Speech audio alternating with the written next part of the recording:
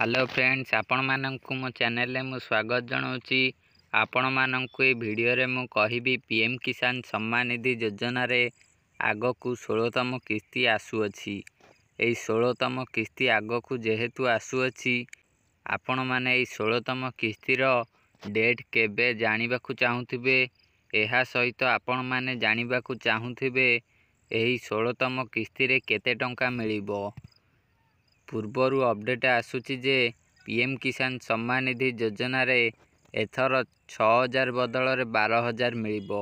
6000 मिलिला बेले 2000 टंका दिया जाउथला, किंतु जदि 12000 मिलिबो तेबे चासी भाई माननकु केते टंका मिलिबो 16तम किस्ती रे। पीएम किसान सम्मान निधि योजना रे जदि गोटे वर्ष रे 12000 मिले तेबे चासी भाई माननकु तीनोटी किस्ती माध्यम रे 4000 टंका नाखा मिलिबो। किंतु पीएम किसान सम्मान निधि योजना रे एथर जो 16तम किस्ती मिलिबो, एई 16तम किस्ती रे चासी भाई माननकु 4000 मिलिबो ना नाही, 4000 मिलिबो ना 2000 मिलिबो। आपण माननकु एहा विषय रे मु एई वीडियो रे कन्फर्म करी कहिबी, तेणु करी आपण माने वीडियो को शेष जाए देखंतु। एहा सहित चैनल को सब्सक्राइब करंतु और वीडियो को गोटे लाइक मध्य करंतु। एबे चलंतु जानिबा पीएम किसान सम्मान निधि योजना रे चासी भाई माननकु केते टंका मिलिबो ओ एई 16तम किस्तीटी केबे चासी भाई माननकु मिलिबो केउ डेट रे। पीएम किसान सम्मान निधि योजना रे पूर्वरु 2000 टंका मिलुथला गोटे किस्ती रे। 15तम किस्ती रे मध्य 2000 टंका मिलिछि। एहा गोटे वर्ष रे 6000 टंका मिलुछि। ए पर्यंत 15टी किस्ती मिली सारिलानी। एबे 16तम किस्ती को चासी भाई माने समस्त अपेक्षा करी रहिछंती केबे 16तम किस्तीटी मिलिबो ओ एई 16तम किस्ती रे चासी भाई माननकु 4000 मिलिबो ना नाही। पीएम किसान सम्मान निधि योजना 2019 मसिया रे आरंभ होइथिला।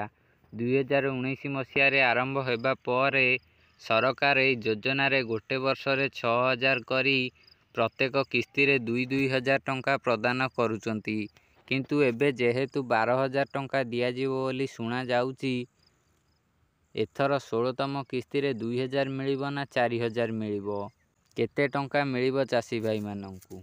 मु आपण माननकु कहि रखुची पीएम किसान सम्मान निधि योजना रे एथर जो 16तम किस्तीटी मिलिबो, एथर आपण माननकु पूर्वरु जेपरी आपण माननकु 2000 मिलुथुला सेही परी आपण माननकु सेही 2000 टंका ही मिलिबो। आपण माननकु 4000 मिलिबो नाही। एबे मु आपण माननकु प्रूफ देखौची, आपण माने देखंतु। देखंतु मु गूगल तो ओपन करी रखिची, आपण माने एबे देखंतु। देखंतु मु सर्च करूची पीएम किसान। एबे देखंतु मु सर्च करी देइची पीएम किसान 15 इंस्टॉलमेंट रे आपण माननकु केते टंका मिलिबो। एबे ध्यान देई टिके सुनंतु। जी बिजनेस के मुताबिक सरकार द्वारा 16वीं किस्त जारी करने का काम प्रगति पर है। किसानों को साल में पीएम किसान निधि के 3 किस्त हर 4 महीने में मिलते हैं। हालांकि इसके लिए सभी किसानों को ई-केवाईसी करवाना अनिवार्य है।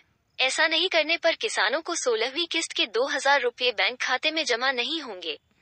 आपण माने सुनी सबु किछि बुझी पारिथिबे। आपण माननकु एथर से 16तम किस्ती रे 2000 टंका ही मिलिबो, 4000 आपण माननकु मिलिबो नाही। तेणु करी आपण माने 4000 टंका को आशा रखंतु नाही। एहा सहित आपण माने ई-केवाईसी करिबाकू पड़िबो। ई-केवाईसी न कले आपण माने टंका पाइबेनी।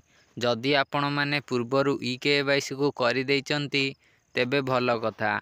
जदि ई-केवाईसी अपडेट करि नाहंती तेबे ई-केवाईसी अपडेट को करांतु, नहले आपण माने पीएम किसान सम्मान निधि योजना रो लाभ नहीं परिबेनी।